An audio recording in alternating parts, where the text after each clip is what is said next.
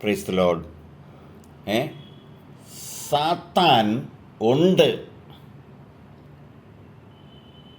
സാത്താനെ ശാസിച്ചപ്പോൾ അവൻ മിന്നൽ പോലെ ആകാശത്തുനിന്ന് വീഴുകയായിരുന്നു. ഇന്ന് രാത്രിയിൽ പ്രൈസ് ദി ലോർഡ്, ദൈവം നമുക്ക് വേണ്ടി യുദ്ധം ചെയ്യുവാൻ, ദൈവം നമുക്ക് വേണ്ടി പോർ പൊരുതുവാൻ, ദൈവം നമുക്ക് വേണ്ടി ഹല്ലേലൂയ പ്രവർത്തിക്കാൻ ഞാനിവിടെ കൽപ്പിക്കുമ്പോൾ യേശു അവിടെ ഭാഗ്യകാര്യം ചെയ്യുകയാണ്. Price the Lord. പ്രിയമുള്ളവരെ, അവിടെ പറഞ്ഞിരിക്കുന്നത് നല്ലൊരു റിപ്പോർട്ടാണ് കർത്താവിന് കിട്ടിയത്. ആ റിപ്പോർട്ടിൽ സന്തോഷിച്ചു. പക്ഷേ സാത്താൻ നിങ്ങൾക്ക് കീഴടങ്ങുന്നതിലല്ല. ആ വാക്യം വായിക്കാം. സാത്താൻ നിങ്ങൾക്ക് കീഴടങ്ങുന്നതിലല്ല, നിങ്ങളുടെ പേര് സ്വർഗത്തിൽ എഴുതിയിരിക്കുന്നത് തന്നെ സന്തോഷിപ്പീൻ. 30-ാം വാക്യം.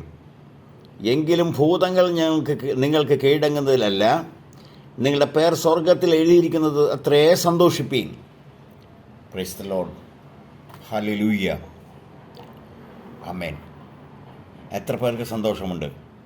എത്ര പേർ ഇത് സത്യം മനസ്സിലാക്കുന്നു? കഴിഞ്ഞ ദിവസം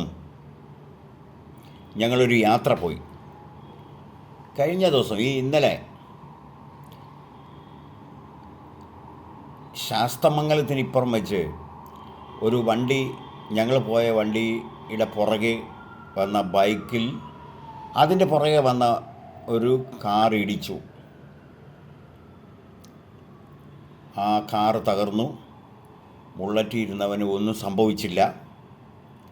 പ്രൈസ് ദി ലോർഡ്. ഹല്ലേലൂയ. എന്നാൽ ഞങ്ങൾ 3 പേര് അതിനകത്തുണ്ടായിരുന്നു.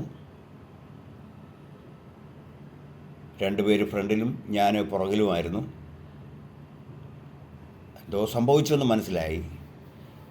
ഞങ്ങൾ ആരും ഒന്നും പറഞ്ഞില്ല. നിയമപരമായിട്ടുള്ള കാര്യങ്ങൾ, ഫോട്ടോ എടുപ്പും കാര്യങ്ങളൊക്കെ നടന്നു. ഞാനിങ്ങനെ മനസ്സിൽ കരുതി, ഒരിക്കലുമില്ലാതെ കുറേയേറെ നേരം ഞാൻ പ്രാർത്ഥിച്ചു ആ പരസ്യയോഗത്തിന് വേണ്ടി, പോകുന്ന യാത്രയിൽ ദൈവത്തിൻ്റെ സാന്നിധ്യത്തിന് വേണ്ടി. ഞാൻ ആ വാഹനത്തിൽ ഇരുന്ന് ചിന്തിക്കുകയായിരുന്നു, കർത്താവേ, കൂടുതൽ പ്രാർത്ഥിക്കുകയും ചെയ്തു.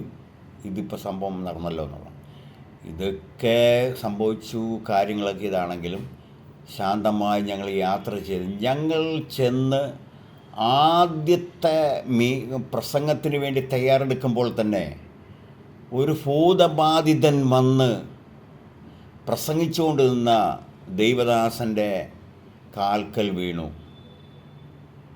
അദ്ദേഹം പ്രസംഗം നിർത്തി. Praise Lord. അതേ പറ്റുള്ളൂ. കാരണം ഇവൻ ഏത് മൈൻഡിലാണെന്ന് അറിയാനൊക്കില്ലല്ലോ.